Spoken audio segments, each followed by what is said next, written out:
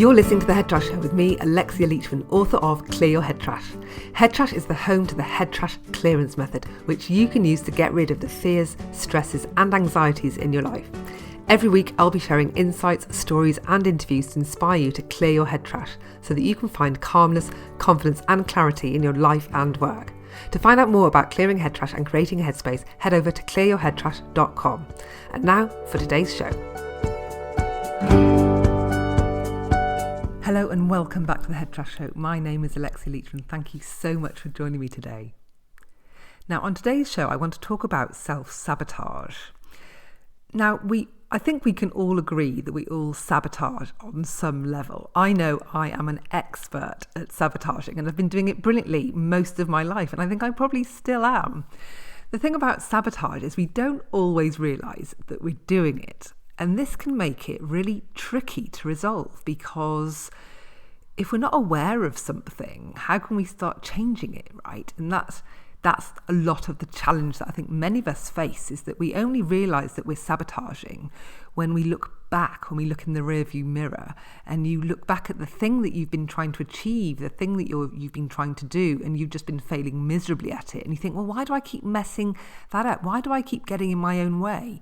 What is it that I'm doing that's stopping me from achieving this? Because to be perfectly honest, you wouldn't deliberately ruin your own chances of success.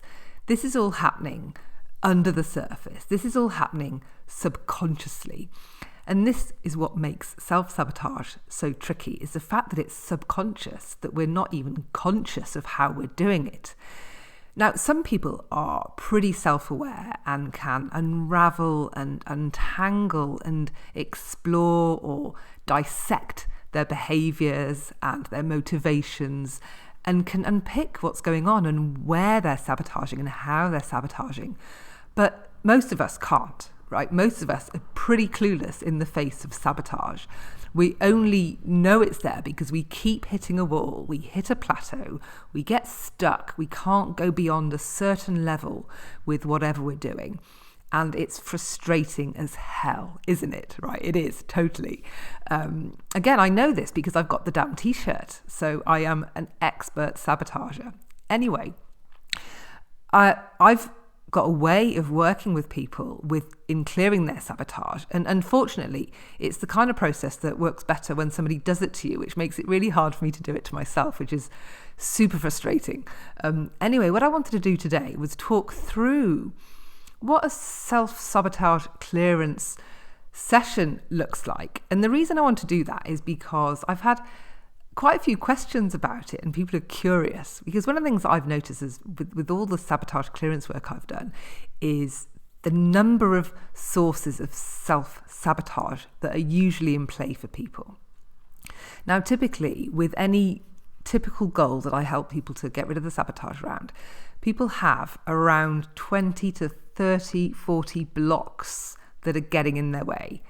So yeah, that's 20 to 40 different sources of self-sabotage that are blocking around one goal. Now, just let that land for a minute.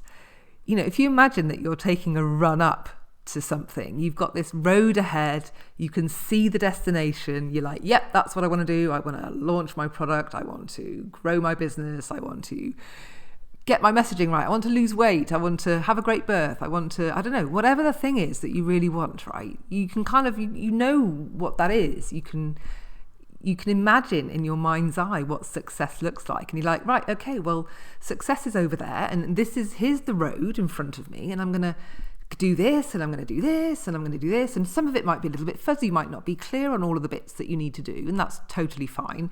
But you've got a sense of where you need to go and roughly what you need to do. Except when you're running along this road, what tends to happen is you hit these glass walls that you can't see from where you're standing, and you're running and you're going, and the next thing you know, you're smashing your face into a wall and crumbling down. And that's the subconscious self-sabotage. That's what's going on. You can't see it coming, and it completely undermines you. And there's usually 20 to 40 of these fellas standing in the way, these big glass panels standing, like blocking your road forward between you and your goal. So what I wanted to talk through today, was just talk you through a session I've recently had with a client on one of their goals, so that you can kind of get a better understanding of what some of these blocks might look like. Because maybe when you hear what the blocks are for somebody else around something, you might start thinking, oh, okay, that's the kind of stuff that could be getting in my way. Right. So if that's the kind of stuff that I need to be looking out for, what could that look like for me with my goal? Okay, so that's why I'm going to talk through this with you today. Now, I've picked somebody's session today who's reasonably self-aware, who's done quite a lot of inner work, and so she doesn't have that much sabotage going on compared to some other people I've worked with. And I've picked somebody like that because otherwise I could be talking for, if I went through 40 different sources of self-sabotage, we'd be here all day. And to be honest, after, a few, you're going to get the idea, I hope. So that's why I've picked somebody who's only got 13 or 14, which is still a lot, isn't it? And that's somebody that, again, like I said, who's reasonably self-aware, who's done a lot of work on herself, and pretty savvy, really intelligent, and really, just has nailed a lot in her life, So, this happens to all of us also. It's not just the clueless among us that have sabotage, it's all of us. It's going on for all of us. Okay, so just to give you a little bit more information about the person that I'm going to be talking through today. So this person, like I said, she's done a lot of inner work. She's done a lot of wellness work, coaching, mentoring, that kind of, sort of yoga and all that mind-body connection stuff. She's kind of really done a lot around all of that. And she's transitioning her business from an in-person business where she's running lots of events to a more building a brand and really sort of scaling more on a global level. So it's really about this transition for her. And one of the things that she wants to achieve is to launch a new program and a training and gather the beginnings of her tribe together. So that's what we were working on as part of this. So the goal that we had in mind was really to launch this program in 3 months' time, and for her to have a minimum number of people on this program for her to launch with. So that's what we, the thing about working on something like this is to really get smart with your goals. So if you work in business, you'll know what SMART means, and if you don't, let me just run that through with you. SMART is an acronym, and it means that your goal needs to be specific, it needs to be measurable, it needs to be achievable, it needs to be relevant, and it needs to be time bound. So that's what makes a good goal. Now, some of you might argue that some of those letters mean other things, and that's fine. I really don't care what you think, but a SMART goal is a thing, and we really want to make the goal SMART as much as possible. And the reason for that is we want to be able to look back and know that goal has been achieved, So for the goal that we're working on here is, there's a certain number of people that are going to sign up for the program that's going to be launched at a certain month in the year, and it's going to bring X number of revenue. So that's where we got to in terms of the goal that we're working on today. So these are now, as I mentioned earlier, there's around, I think, 13 or 14 different sources of sabotage. Now, what usually happens when we go through a session like this is a lot of the early sabotage, or the little ones that crop up early, are really kind of distractions and red herrings and really obvious excuses, that kind of thing. And when you clear a lot of those out the way, you tend to then sort of hit upon the real ones that are kind of probably sabotaging you in other parts of your life as well. The ones that you really are probably not aware of happening and are having more of an impact than maybe you wish they were. And so this process is really about going deeper into the subconscious and what really is coming up for you, because that's what's driving the ship, right? The captain is very rarely the one in control of the ship. The captain says, hey, we're going over there. But the people that are really in control of the ship are the guys below deck rowing, right? They're the ones, I'm imagining this big Viking ship now, okay? Because this is the kind of ship we're always taking at the moment. We can all relate to the Viking ship, can't we? But there's this, you can imagine the Viking ship, there's the captain screaming, yes, we're heading to shore that way. Everybody row that way. But if the people rowing below deck aren't interested in rowing that way, or the ones on the left-hand side of the ship just give up and just think, no, we're not going to do that. I actually want to go this way. then it doesn't matter what the captain wants. It really doesn't matter. What really matters is what the guys rowing below deck are doing. And that's the same with our goals and our sabotage. It really doesn't matter what you are saying, what you want to do and where you're going, because if the guys below deck are not rowing and are all aligned and helping you with your goal, then you're not going to get there. Basically, you are going to go round in circles, which is what's going to happen if the whole of the left side of your rowers are going to stop rowing. The boat's going to go around in circles, and this is you sabotaging, just literally going around in circles, never making it to your goal. Okay, so let's get back to what the sabotages are here then. So the first one that came up, and what, again, I'm going to be diving in and interrupting because I'm just going to be talking through my experience of doing all of these sessions, is a lot of sabotage comes up before they've even kind of stopped to think about achieving their goal. Because what I do with people, I say, hey, right, sit down and just imagine now you going about achieving your goal. And before they even close their eyes to even think about it, a load of stuff just drops right in immediately off the bat. And so this is what happened in this situation. She said, I can tell you straight away what's going on before I even try. And isn't that interesting that when you ask somebody to imagine in their head going about achieving their goal, they can't even do it in their head for a second, let alone in reality. So, just give that a moment's thought. If you can't even imagine in your mind you achieving your goal, well, of course you're not going to achieve it in actual reality life, right? This is very telling. So with your goals, maybe one thing that you could do is just sit for a moment and imagine you doing it in real, just sit and see yourself doing it in your mind.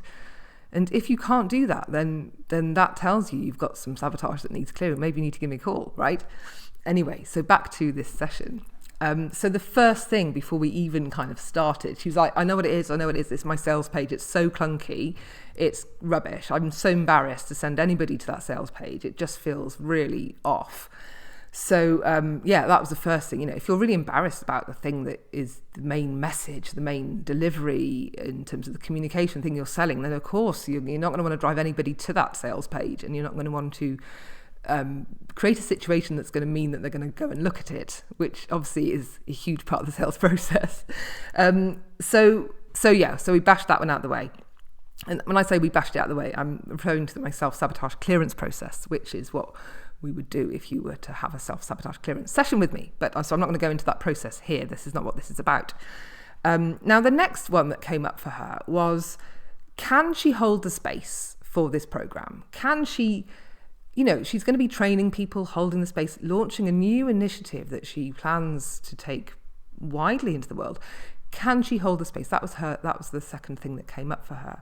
And I think that's going to be very relevant for lots of people when they think about what they want to launch and do, is can they pull it off? Can they do it? Can they deliver? Will I be able to deliver this once I've sold it? That's a huge thing for a lot of the business people I work with, especially those that are launching something new. So that was the second one. Now, the next one that came up was really we're back on the sales page now. So she's like, well, no, okay, so I can hold the space. That's fine. Of course I can hold the space. Now I'm back on the sales page, and it's really about the copy on the sales page. So the first block on the sales page was really clunky. It's clunky. I don't like it. It doesn't look right. It doesn't feel right. But now we're getting a little bit deeper, like what wasn't right specifically. Now it's the wording. So she really felt that the wording wasn't right. It didn't feel authentic. It wasn't her true voice. It felt a bit cheesy, a bit marketing-y, a bit icky, a bit salesy. It didn't feel right for her. And so, so she realised that she needed to kind of ditch all of the cheesy marketing advice and the templates of how your sales page should be written, and really go back to something a lot more authentic and a lot more true to her. And really, when she could come up with a sales page like that, she'd be more than happy to send people to a page like that. So really, the true problem here was the authentic piece around her communication.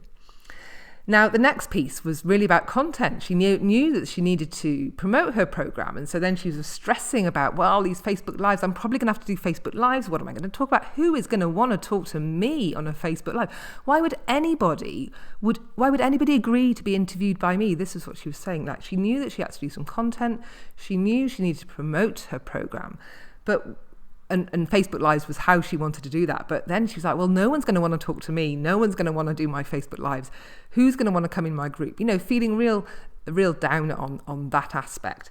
This is despite the fact that she runs lots of things on her Instagram channels, always doing interviews, always doing little live IG reels, all of that thing. She's doing it already, but for some reason she was getting a real block on the Facebook piece, and particularly about whether anybody would agree to talk to her and do these Facebook lives. So of course, once we smashed through that, she's like, well, duh, of course I can do this. I do this all the time. I'm perfectly happy interviewing people. I'm perfectly happy chatting to people. In fact, I do this anyway. Why am I even worried about this? So, and that shift that I just sort of talked through, that kind of shift from how this block, this sabotage, is friction at the beginning. You know, it's like it becomes this block, this worry, this thing that brings up a little bit of a feeling in you, this, oh, I don't know if I'm going to be able to do this. How am I going to handle it? You know, all that kind of question. And you feel it in your stomach, you know, you just feel heavy when you think about it. And then once we clear the sabotage, it's like, well, yeah, of course I can do that. I'll handle it. I can do it. And you immediately, the friction is gone. You feel able to deal with it. And even though you might not have the answer, you might not have the solution, you are in a situation, you are in a mental state where you go, I can deal with this, I can handle it, it's going to get done, which is a very different mental state, emotional state to sort of being kept back by this block, this resistance. Okay. So the next thing, once we cleared the kind of, oh, well, you know, people, of course, I'm going to be able to talk to people. The next blocks that she came up with, well, where am I going to find the time to do these Facebook Lives? I mean, they take so much time. Where is this time going to come from? So again, when we think about ramping up, if we're doing a launch, we're preparing for something, a lot of this stuff does take time. If you're launching a new initiative in your life, you know, in your business, in your life, you know, these things do require your effort and time. That's a bit of a obvious statement to make. And yet the friction comes when we go, but where am I going to find the time? How am I going to do it? How am I going to fit it in? How am I going to find this time? And that is enough to kind of, again, stop us in our tracks. So, you know, we bash this one apart, and then she's like, well, of course I can find the time. I'm preparing for a launch. This is going to be really good for my business, and I'm going to put the time in. Like, this is not a problem. I can do it. And again, that's that shift that you make, that mental shift where you go from, oh, this is a problem, to this isn't a problem, I can deal with it. And that's what we're doing here. So the next one, which I think is something that I think a lot of entrepreneurs and freelancers and small business owners wrestle with, is she was then worried whether she could stand by the price of her program. And, well, what happens if somebody says, well, that sounds like a lot of money. What do I get for that? Why would I pay that for your program? Because, you know, loads of people say that, right? Well, not really. We imagine that a lot of people say that. And we imagine that there are all these people that might be looking at what we're doing going, well, who the hell is she to charge that? Who the hell are they? Like, what gives them the right to do this and sell it for that much? I mean, well, you know, and all of this kind of judgy or questioning or challenging these voices, they very rarely show up. And in fact, if they do, you can deal with a lot of them, handle a lot of them with some smart communication to really explain what you're doing, and really, you can deal with a lot of this up front. But again, when you're stressing about it and you're sabotaging, it becomes this huge problem, and you're not really clear on how you can move past this, and you're not even aware that it may be in place. So for her, when we bashed through it, she's like, well, I just need to deal with this on my sales page. I just need to explain this really clearly, and then people won't say it. You're like, yeah, sure. So obvious when you look at it like that, but when you're full of emotion around it, you can't see that. And that's also what's interesting here, is when you have got all this sabotaging emotional energy blocking you, you simply can't see the really obvious thing that's staring you in the face. Like, it's so obvious to explain on a sales page for something why you should buy this, why it's great, how it's going to benefit you, you know, all the usual sales and marketing things that make so much sense. But when we have this worry, this fear that people are going to be challenging us, and we kind of slip into this place of self-doubt, we can't find the resources within ourselves to be able to answer that and stand proud in it, and to kind of be confident in what we're saying. We might actually be writing some copy here that might come with this desperate energy of, well, of course my thing's great, and it is really great because I work really, really hard on it, and that's going to come across in your copy, rather than, this is brilliant for you because A, you need it, one, it's going to change your life and it's going to be awesome and it's the best thing ever. You know, that's a very different energy to copy and what you'll write and how you'll write it, once you clear that icky emotional energy out the way. So yeah, we got that one out of the way. And the next thing was she's got some VAs and teams and people supporting her in her business. And so the next worry for her was, well, I've got to tell everyone now, like, that I'm changing. I'm deciding I'm going to ditch all this cheesy marketing stuff and I'm going to, do it a different way. And now I've got to tell them all and I've got to update them and what if they can't do it and blah, blah, all that kind of stuff, right? Again, if you're surrounded by people that are really smart and can help you in your business, then updating them on the plan is just part of the part. That's what you do. You kind of say, hey, this is what we're doing. This is how I want to go about it. I need your support. I need your input on how we're going to go about doing this now. And people are going to step up to the plate. If you've got really good people, they're going to step up and go, right, this is great. Thanks for that clarity on direction, how you want to do this. This is what I suggest. Rather than, if you're kind of leading people and you're like, not really sure, you just tell me what I need to do because you know best, you're going to get a very different outcome. They're just going to come up with something that they think might be right for you, but it won't. Whereas suddenly when you've got that clarity, you go, right, this is how I want to do it. This is what it's going to look like. I want to not do anything like this and I want to do things like this. Now you're going to get the best out of people. Now you're really going to get people to step up and support you in a way that's going to light you up and motivate you to get this stuff done.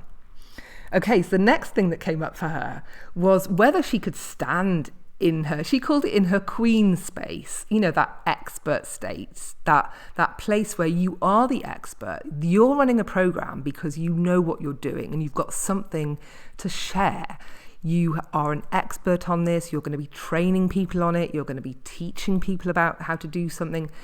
If you're taking that teacher role, you have to own your expert status. You have to stand in that and be confident that you do know what you're talking about and that people will pay you for it because it's worthwhile knowledge to have.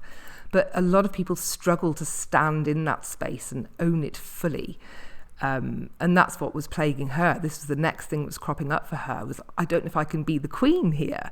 I don't know if I can hold this and own my expert status. So, so we smashed through that one, obviously. And then she's like, well, of course I know my stuff. I've been doing this for this long and da-da-da-da-da-da-da. And then she was like rattling on about how much she knows and why she is the expert. And of course she's the damn queen when it comes to this program. The shift in her energy was remarkable, absolutely remarkable on that point. So, so we continued on the process. And the next one that came up for her was, what if I fail? What if I fail? Now, this is huge. And I think probably this is the one thing that I think everybody imagines they've got going on. This fear of failure that plagues most of us, I would say. And so that this came up at number 9. Okay, so this is how far down the road this failure piece showed up for her. So naturally she was worried, is it going to work? Is she going to sell anything? What if nobody buys anything? What if she's left there doing her Facebook Lives, selling her program, and nobody's bought? What if it ends up being this big tumbleweed experience for her? And then that's where her head was before. And then we smashed through the sabotage. And then after she's like, well, I've sold this stuff before. I've already sold a round of this program. And I know that I've got people on the waiting list. So I don't know why I'm worried about this. You see, she had all the things. She had the evidence already that this was probably not going to be a failure for her. And yet, emotionally, she was worried that she was going to fail. Now, if you're worried that you're going to fail, how much are you going to dive into this process? How much are you going to commit? How much are you going to push yourself and really kind of throw all of your energy into it if you think you're going to fail? Even though the evidence was there, the facts were there that spoke for themselves, that said it's highly unlikely that she was going to fail because she's already got some proven experience behind it. She's already got some evidence of people that are interested. The facts spoke for themselves, and yet emotionally she still had this fear in place. So, we smashed through that. Now, the next one that came up for her was about kicking off. There's a lot of planning required in launching something. And so she's like, well, what if I, the kickoff just feels really overwhelming. I've got to get really organized. I've got to get really planned. It's going to be too much. People need to know what they're doing and I need to know what I'm doing. I need to know when it's happening. I need to know what's happening when and who's doing what and blah, blah. She's getting all in a tangle thinking about all of that. And it all, you could tell her mind was very overwhelmed at the prospect of the planning and the organisation and the kick-off and making sure that her whole launch was just going to be happening smoothly. So we obviously smashed through that, and then she's like, well, I'm just going to get a journal. I'm just going to map it out. I've done plans before. I can This isn't complicated. I've done it before. I'll just use my old plan, update it and make sure it's really, really clear. You see, again, she was just, I'm just going to do it. It's fine. I've done it before. I can do it again. So once we took the emotion out of it, she just was able to see exactly how she needed to proceed. Now, the next block for her was whether or not she was going to be able to maintain her energy during the launch. Now, if you've done launches, then you might understand a little bit of what this is hinting at. And those that haven't, let me just talk that through with you. If you are going through a launch, you might have a launch over a week or over 2 weeks or over 3 weeks. And, if you're doing lots of Facebook Lives or events and you've got some emails that you're sending out and you're creating a little bit of buzz around what you're doing, you might have some PR, you might have lots of things going on. And it's about showing up every day and being there. And of course, that's when websites have problems and things go wrong. And so you've got to deal with all the other stuff that might be happening. And if you're kind of pushing forward with all the PR and the promotion and all of that, that takes up a lot of mental energy, a lot of emotional energy, a lot of time. And then you might not have time for all the unforeseen things like websites going down and all of that. So to be able to kind of maintain your energy throughout all of that and not kind of find yourself having sleepless nights and then looking rubbish on a Facebook Live the next day and all of that can be very, very worrying. So that was her next block. So for her, so we smashed through that, and then it shifted for her to, well, I'm just going to make sure I've got my self-care. I'm going to have my plan that I've already written out. Everyone's going to be really, really clear. I'm going to have some backup things in place in case I have any unforeseens coming in, or in case I have a bad night's sleep or whatever. So I've got stuff that is there that can keep my launch going even if I don't have the energy for it. So immediately then she was able to go, right, okay, I need a plan B. I need to make sure that my planning up front is really smart and well done, but also I need to have a backup plan, and I also need to make sure I've got my self-care in place. And so suddenly a plan was emerging that made sure that she had what was needed in place so that if she couldn't maintain her energy, she was covered. And so then it's not a problem. It's not a worry. It's like, okay, well, if I have got that, then it doesn't matter. I've got my things in place that mean I can still continue with what I have planned. And so we carried on with the clearance. And what tends to happen with this, let me sort of reverse out a little bit or just step back a little bit. When I'm doing this process with people, I'm timing them, whether it's they're kind of imagining doing what they're doing.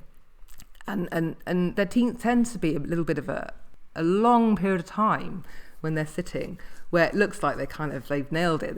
We've hit upon all the things that are going to be sabotaging them. And, you go down this list and you think, well, all of these things I've talked about already are fairly, you might, if you were to imagine all the worries that people have about launching something, these are fairly standard, obvious things that would be identified. And so, you think, oh, well, this looks good. We've looks like we've nailed it. This looks good. There can't be anything left here. And however, this is where the bigger stuff tends to emerge. If you kind of allow yourself to sit really deeply with something that you're aiming to do, you start hitting upon the real conflicts in your life, the real sources of sabotage that are these are the influences among the rowers below deck. So you've got the rowers, the individual rowers, and then you've got the influences, the guy that says, hey, all you on the left, stop rowing now. And all the others go, oh, all right, then if he says that, I'll stop. That's the biggies that are really in control of stuff. These are your inner conflicts that tend to start showing up. So everything I've mentioned today is really kind of very tactical and very specific around the launch, specific, getting my sales page done and my Facebook Lives and all of that. But there's some other conflicts that are usually going on when we sabotage, these themes that affect us in all aspects of our lives that are not just specific to the thing that we're trying to do. And this is where we got to next with her, was we started hitting upon deeper conflicts that were going on for her. And so the big one really was around whether or not she could fit all this in around her family. And so, she's a mum, she's got two not grown up kids. One kid's going to university, another one at school. I mean, there's lots of things going on. She was planning this at a time of year where she also had other commitments going on in her life. And, just as we all do, I mean, every month in our life has got commitments going on. So, but for some reason, this came up as being, how am I going to fit this in around my family and my other life commitments? And so there was this conflict between the values going on here, between her family and her business and wanting to achieve. And they were all kind of, oh, we all want to do what we're doing. And this is, if you think about the rowers below deck, you got the guys on the left, they're kind of trying to take them to the family destination. Well, we've got to be here for the family. And especially for mothers, business owners who are mothers, this is a huge thing for them. And meanwhile, you've got the rowers on the right going, well, I've got to do the business thing. And they're both trying to row in different directions. And that's how you end up going around in circles, because you've got these two values that are literally fighting with each other. And you can't, at the way that when you've got all that emotional energy piled in, you just can't see how can reconcile the family and the business. How can we get these go in the same direction here and make sure there isn't this conflict, this kind of tug of war going on? And so that's what came up for her, was the family thing. And so so we smashed through that one. And then she's like, well, I'm just gonna, it's all planned in anyway. I've planned it to take into consideration the family stuff, so I don't know why I'm worrying about this, because I've dealt with this and it's not going to get in the way, and I've got my family time, and this is when they're at school, and this is all fine. I don't know why I'm worrying. So again, she went from this, oh my God, this is a problem, how am I going to deal with it, to it's fine, I've got it in hand. It's all fine. I'm going to deal with it. And that's the main shift we have, is, as I've mentioned probably quite a lot already so far, is you go from this rabbit in headlights mode to, oh my God, how am I going to do it? Panic, to it's fine. I can deal with it. I've got a plan, which is a very different energy to doing the thing, right? And then the other final thing that came up was this pleasing everyone.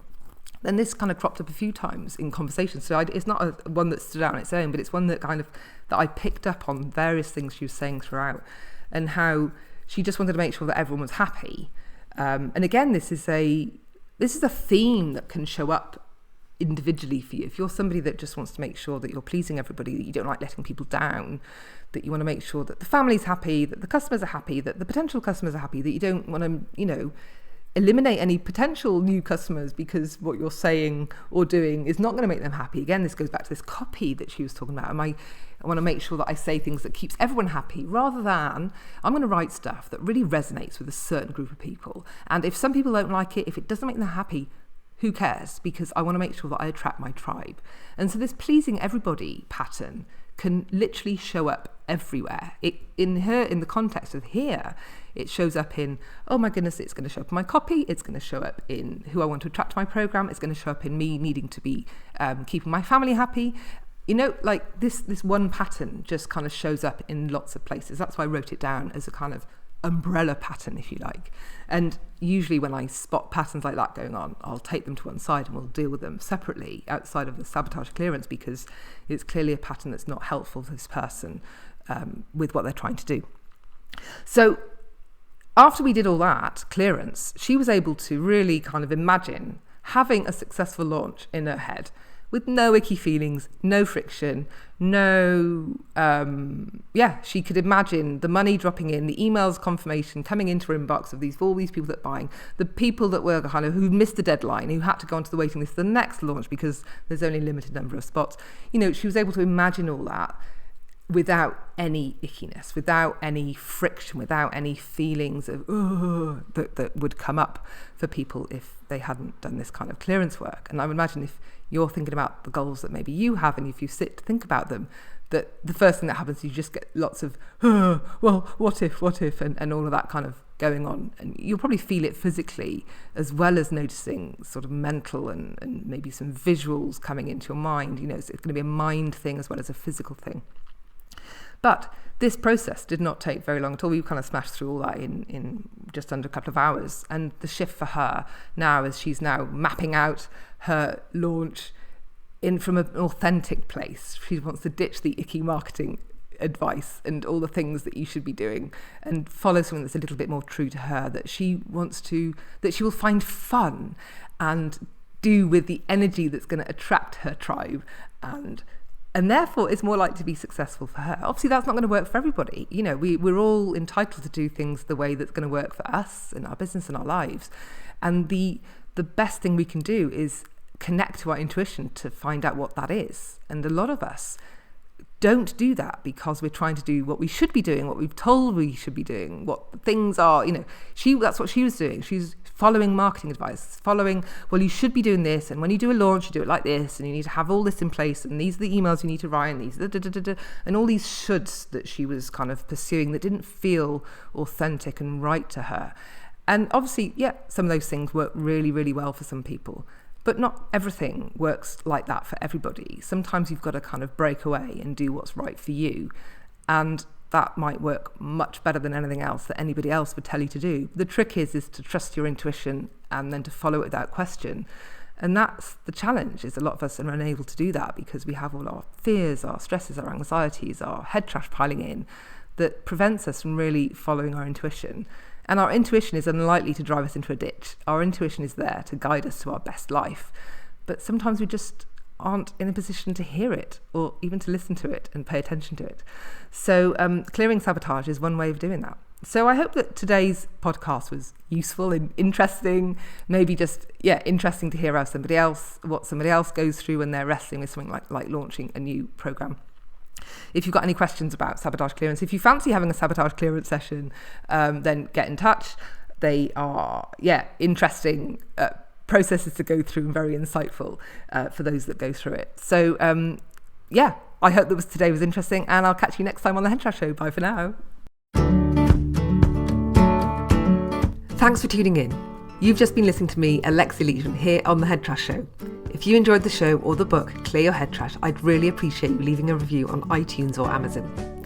Stay tuned for upcoming episodes for more insights, interviews and inspiration for clearing your head trash and reclaiming your headspace.